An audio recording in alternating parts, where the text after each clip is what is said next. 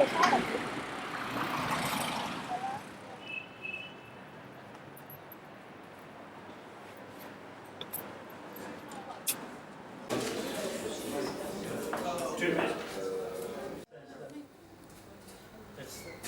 raining while he's writing something about the sunshine.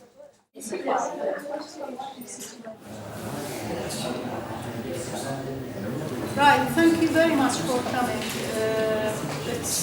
And thanks, of course, to P21. Fantastic place, very welcoming always to our issues, our affairs. The film tonight, and we have the pleasure and the honor of having the film director, Luc Pien, who arrived this morning from Belgium. The film producer, and and for the first time, actually, since I arrived to this country in the 70s, I felt maybe they won't be able to make it. This kind of feeling is what I feel usually about our people coming from the Middle East. But they coming from Belgium, so the first time I had this feeling with the situation and everything, and it is difficult. It was difficult for them to get here in time. So here we are. I was thinking, or somebody suggested that I introduce the film, but we agreed that we will talk about it after you see it, so we can have a lively discussion with the director. So I leave you now to see the film. Thank you.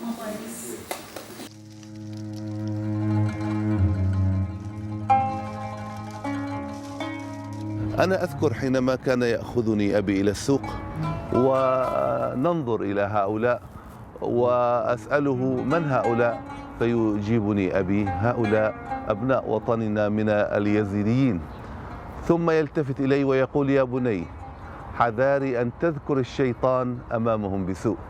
Prophet Muhammad said, your neighbor, your neighbor, your neighbor. 3 times he asked his people to look after their neighbors. لا توجد فتنة دينية بين مسلمين ومسيحيين أو بين سنة وشيعة إطلاقا. L'Irak ne peut qu'être que tolérant.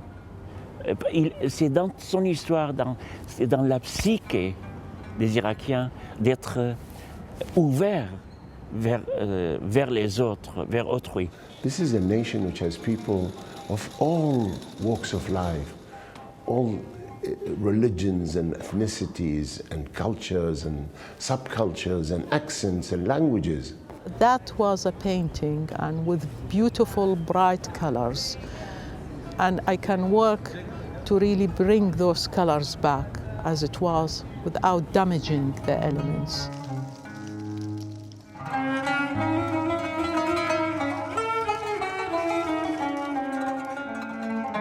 Iraq is strategically placed in the region.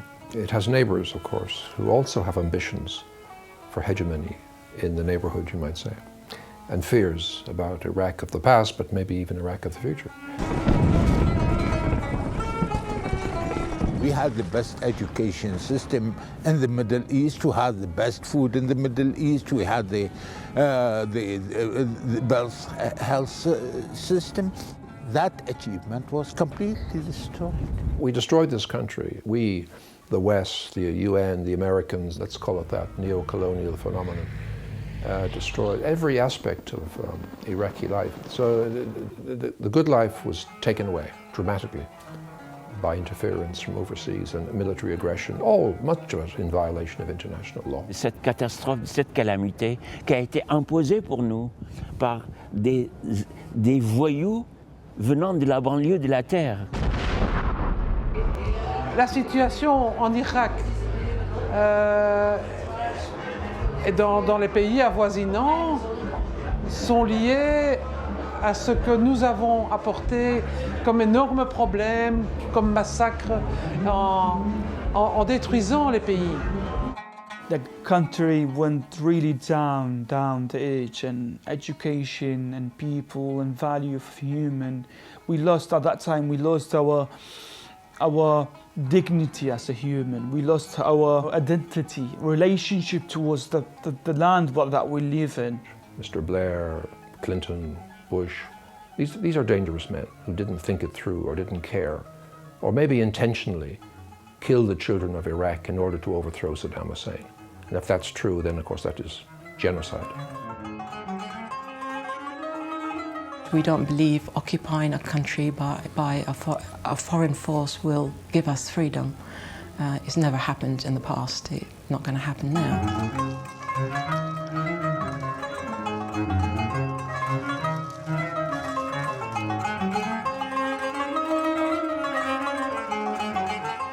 I think the Zionism is the problem for the Middle East. We don't all have to carry the gun. Some of us carry pens, and some of them try and fight in courts, and some of them try and fight in parliament, and some of us try and do films through painting and through sculpture and through music. الماء والخضراء والوجه الحسن. Donc, quand il y a ces trois éléments qui sont la source d'une bonne vie, c'est facile de reconstruire. Chances do not come. We have to create that chances, I think so. And artists have enormous task for that. واني أتصور طبعاً إنه عن طريق التعليم ممكن أن نعتبرها أداة كفؤة لإعادة بناء النسيج العراقي. We have to think in a positive way, and we must not give up dreaming. بالتالي حينما يعني عشنا معا عبر آلاف السنين الماضية، سنبقى نعيش معا عبر آلاف السنين القادمة إن شاء الله. وكيفية البناء يتطلب وقت طويل ليس بالوقت القصير.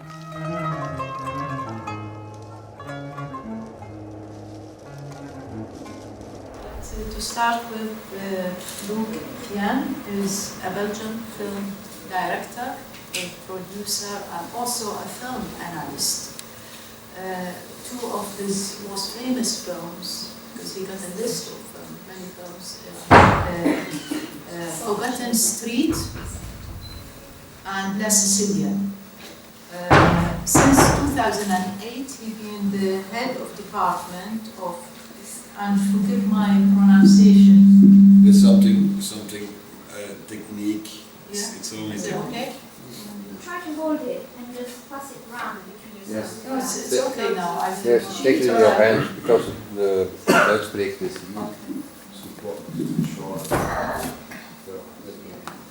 Okay. This is no solution. No. Okay, put it out. The bottle will speak. Okay, since 2008, he's been the head of department of. Would you like to say what was the academy? It's an academy on art, in arts. It joined the Catholic University of Louvain, and I was head of department. But as soon as the university took over, it was like Iraq. Nothing was left for me to do. They came with their system, with their Excel logics, and they changed everything. And I stopped being. I was forced to stop being head of department.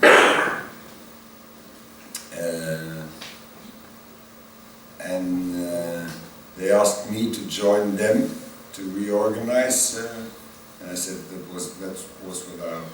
that is what I was been doing for 65 years. So they said, come and join us in the organization. I said, no, thank you. So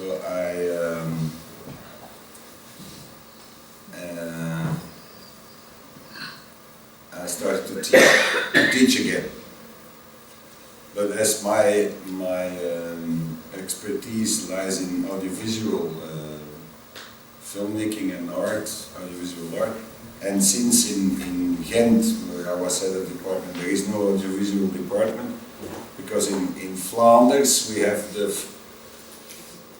the unique situation that audiovisual arts and the other arts are separated. Belgium is a strange country, I can tell you. It can't be stranger than Iraq. It is strange, but it's not so cruel. Very civilized country as well. Most civilized countries know what they have or are lost. Can I just start? I mean, we'll be open to the floor, but I'll just start by asking is why Iraq? Why the film about Iraq? What is that? And obviously, I mean, Palestine is there in a big way also as equally.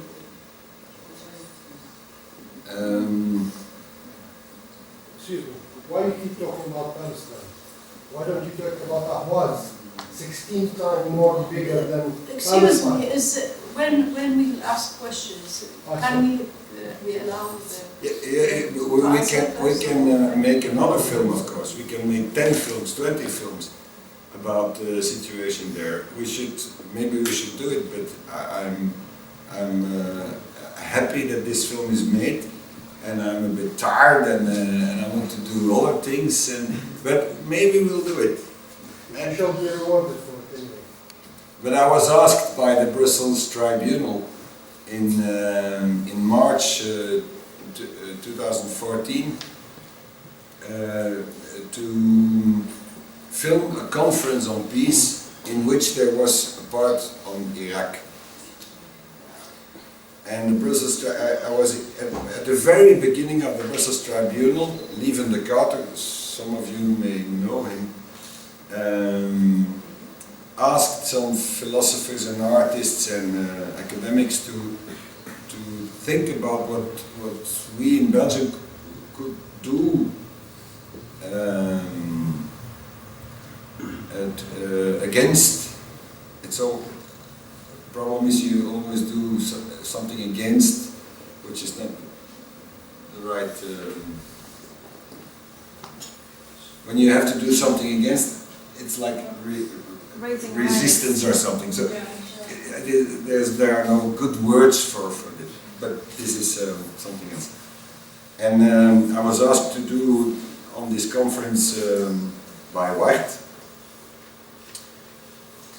So I knew about the history, I knew about the situation in the Middle East, and I set to work with, instead of doing something on Iraq, let's do something about the Middle East and just ask one question. What is for you the future? What is possible? What are the odds? What is possible? And so we started to put this question first. We were the first. And then a lot of other people came and said, yes, we would like to talk about it, free and open, and the more the more people asked us to so, and why Iraq? The discussion was, if we start, it's the logic of telling stories. You start from the Middle East and then you have to explain it by examples. Or you start by an example and you go to the bigger picture. It has long, for me, it has long been a choice to make in the process of editing this film. It has long been a conflict. Should I start from Iraq and then go to the wider picture, or should I start from the Middle East and the geopolitics and then go back as an example to Iraq? And I think at a certain point it came all together, and it was like as if you cannot divide this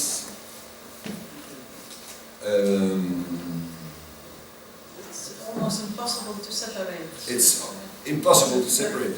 And I think even more you cannot,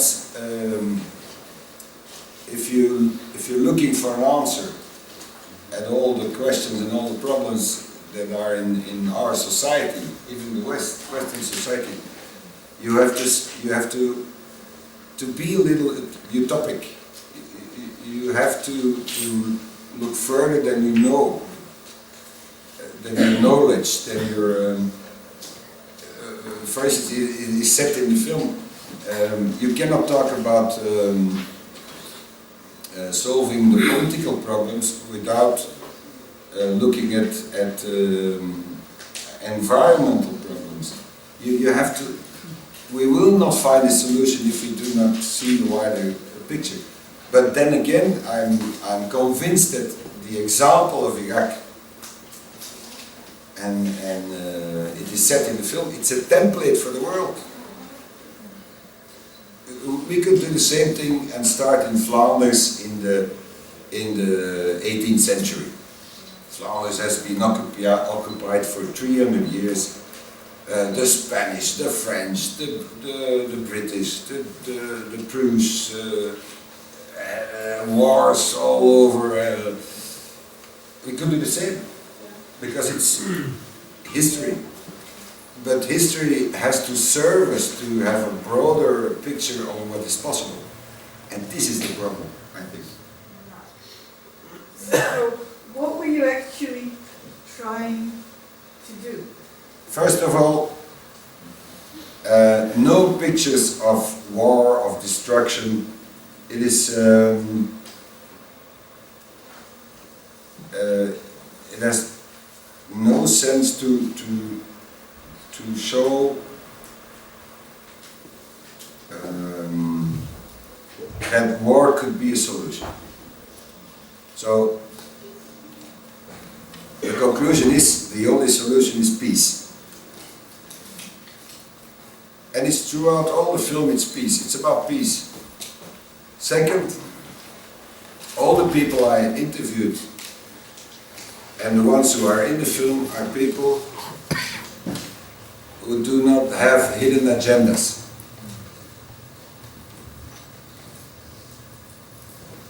And second, this film is made for people who think they know. It opens our eyes on something we think we know, but we do not know. So I'm happy that you're confused. Very happy that you're confused. And we do not see the other way around. We cannot see other ways of telling stories. This is a kind of monologue between a lot of people who think the same thing, who say the same thing. Von Sponek is secretary, former assistant secretary of the United Nations, and he tells about the failures of the United Nations, and at the same time he tells about the possibilities, what has to change. But everyone I interviewed has something to say about the change there has to be. I'm too small to have solutions. But I think, I give an example. If, for instance, in every news in our media, instead of showing pictures of war and telling the atrocities and all these things, they say one phrase: peace is the only solution. After months repeating that every hour, the public will change.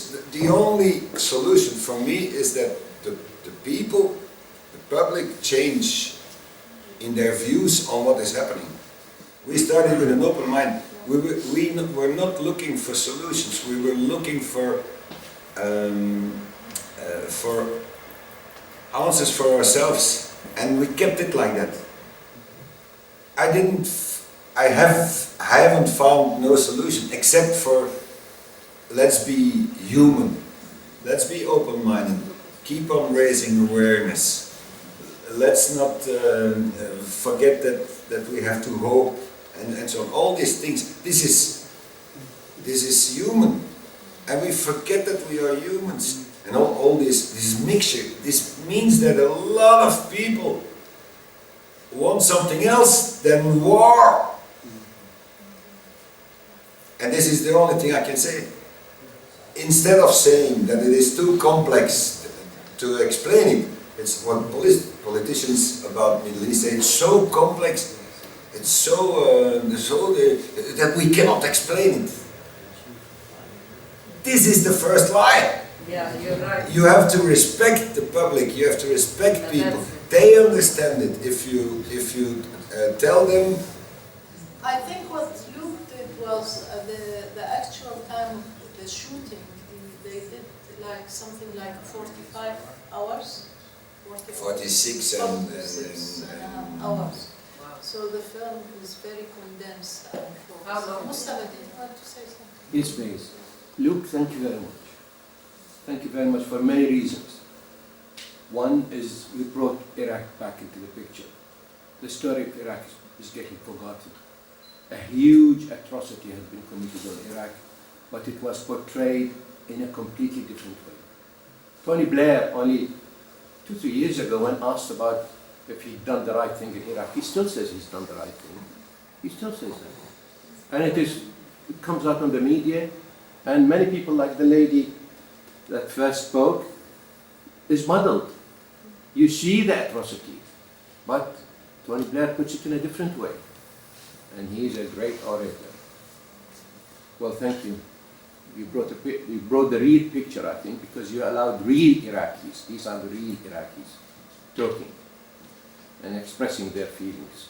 Thank you. Thank you, Sakara. I think they just finished the film like yesterday. It was last night, the last touches on it, and they are now, both of them, Luc and the producer, they are both exhausted. But as from tomorrow morning, I think they start thinking about distribution, about where to show it else, and there are many plans coming. And you can all help, of course. Yes, any yeah. I would like to also thank Paul for producing it. So thank you very much. Thank you. And thank you.